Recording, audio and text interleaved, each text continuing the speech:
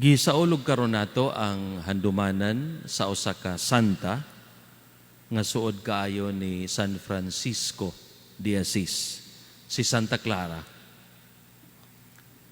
Nadasig sa maayong panig-ingnan sa kalumo, kaayo, kamapawsanon, kasimple sa kinabuhi, ug kamaya sa pagpangalagad ni San Francisco ug mga kauban.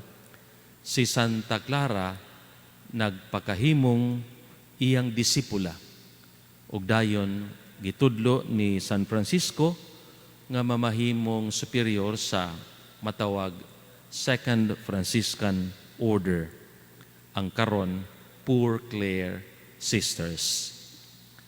Usa ka mahinungdanon kaayong panig-ingnan ang atong mapupo diha sa kinabuhi ni Santa Clara ug San Francisco de Assis. Ug kini ang ilang panaghigalaay. Suod kaayo sila nga managhigala.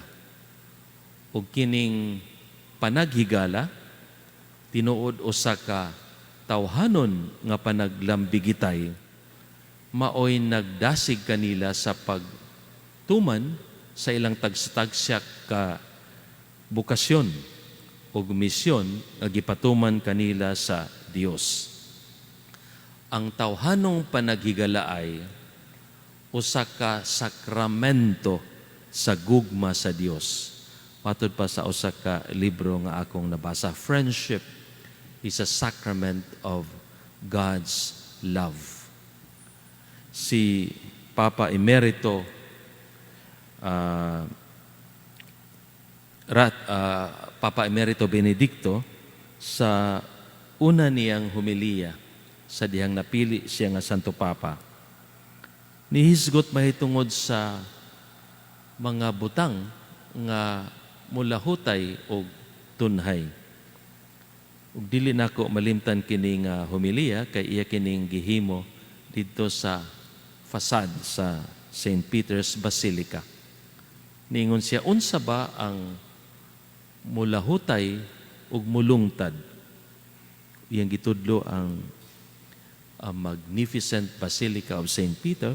Buildings, dili. Tawhanon nga kaalam, human intelligence, mga libro, mga sinulat, siya usa ka banggiitan nga teologo. Apan siya ningon, dili.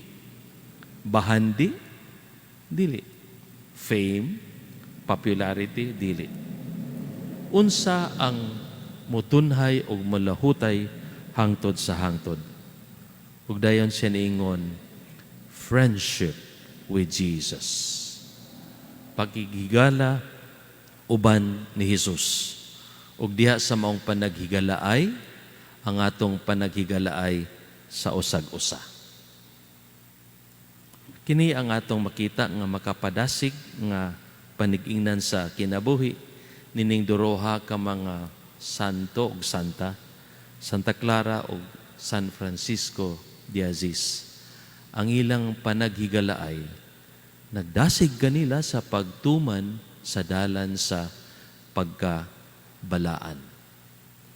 Sa miaging adlaw, kaming mga pari nagkatigom dito sa El Salvador alang sa misa sa paglubong sa among igsoong pari si Father Walter Tabios. Usa ka simple, mingaw kaayong kasaulugan sa misa niining panahon sa pandemya dito sa dako nga simbahan sa El Salvador. Ug nakapamalandong ako. Nagmalampuson ang pandemya sa paghawang sa atong mga simbahan. Pagtakop sa atong mga simbahan.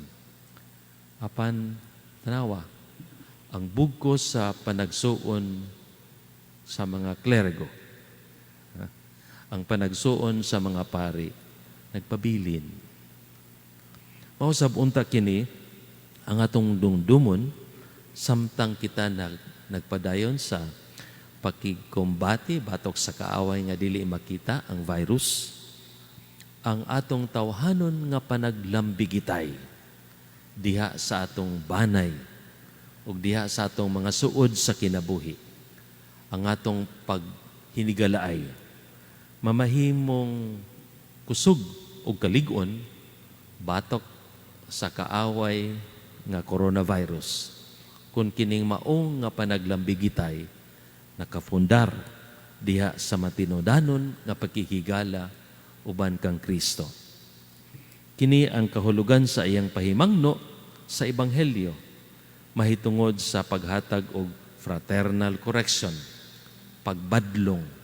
Ang tuyo dili pagpangdaot, dili pagpanimalos sa kasakit nga nahimo, kundi pagpahiuli tungod kay ang kauban usaman kaigsuon.